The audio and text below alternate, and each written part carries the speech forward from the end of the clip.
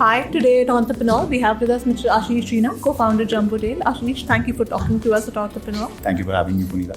So, but what the year looks like, because we are at the crux of the new financial year now. So, are there acquisitions happening, new funding rounds happening for you? See, as part of growing a business, and obviously we have big aspirations for what small retailers and MSMEs in this country can do. I think we believe they're the lifeblood of the economy in terms of creating jobs, in terms of creating opportunities for people in our country, of which we need many. I believe this is probably the best way to do that in the long term. So we will continue to build as we have for the last 10 years. Sometimes it boggles my mind that we've been at it for 10 years, and I believe the next 25, 30 years we'll continue to build. The thesis remains the same. As any leader in the market, we obviously continue to look at inbound opportunities for acquisition. Capital. Obviously, we're very fortunate to have deep pools of capital backing us. It's part and parcel of building a business. As and when that happens, we'll continue to look at it. But I think our focus is firmly and squarely on creating value for our retailer partners and the brands and manufacturers, especially regional brands and small brands, looking to reach these retailers and the middle-income consumers that they serve.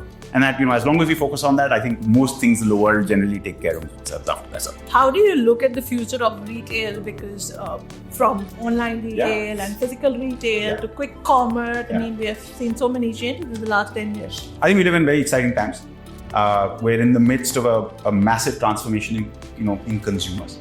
And I think when consumers change, then the entire value chain behind the consumer needs to change. So I think some things that are actually absolutely true, no matter where in the socioeconomic spectrum you look at, be it the rich that are served by quick commerce or the vast middle income, 350, 400 million people in urban India that we believe constitute the vast majority of food and grocery demand. The need for convenience, the need for variety, the need for a better buying experience is ubiquitous. Obviously, the mechanisms by which that can be served profitably, which is extremely important, will vary. Our belief is for that 350, 400 million people in India, the modern convenience store is going to be the vast majority of where that demand is going to come from. And that's the business that we're in the middle, in the midst of creating and working with entrepreneurs to make happen. So by connecting them, obviously through our e-commerce marketplace, to the supply side ecosystem, but also by helping them, with new tools to actually, open up their stores, create walk-in stores, create mechanisms by which they can engage with their consumers digitally and actually drive more consumers in, because that's where we believe the future is. And that entire value chain is what we will continue to build. Sure, but how is that quick commerce shaping the entire transition? I think that quick commerce is actually a symptom of this change, right? That people, unlike maybe our parents' generation, where there was probably two types of soap that you could go buy, you probably bought one. If you walk into a kitchen or you walk into a toilet in this country today, you will find no matter however many people exist in that household, you probably find that many varieties of products, right? That's the reality of the world we live in. And whether you're earning a lot of money and have the ability to pay delivery fees and to order 500-600 rupees and order on quick commerce, or whether you're like most people in this country, earning much more modest income, you still want that variety and convenience. So I think quick commerce is forcing people to realize that this is not just a phenomenon for the rich. It is something that actually exists all across the spectrum. Having said that, the average ticket size in a kirana is about 80 to 100 rupees, right? The variable cost of delivery on quick commerce is over 100 rupees. And so our belief is, for that cohort of 350, 400 million people, which accounts for the vast majority of consumption in this country, there has to be a different model which will serve that need for convenience, which is the kirana store. Obviously, the kirana has to evolve. The kirana has to open up, has to carry more assortment, probably 3x, from 400-500 SKUs or products to about 1,500-1,600 products that are suitable for that local community, has to provide a better, more convenient buying experience, has to be omni-channel, has to have a digital element. All these are capabilities that we see, the most ambitious and forward-thinking kirana operators and entrepreneurs already doing. Our job is to actually make that transition happen faster and happen for a larger number of people in a manner that actually allows this sector to actually make that leap happen much faster. That's what we're spending our time on. So in that world, I think quick commerce is forcing kiranas also to think about it. In terms of actual impact on the ground, at least from our data, we do not see, what the media often talks about in terms of, large numbers of kirana shutting down. I think kiranas definitely recognize the need to evolve, but that's because consumers are changing, not necessarily because of competition. But how is that actually shaping up your business model as well across these 10 years? Because we have seen a lot of news being rife about some kind of exits taking place at Jumbotail and the valuations not reaching. There's no exit happening in Jumbotail, I can tell you that. No, I think, see, for us, right, the business does not change. The fact that, 10 years ago, what we started out with the hypothesis was consumers will want more variety, consumers will want a better experience, retailers will have to evolve. The first part of the evolution will be how they actually procure material from the supplier side ecosystem.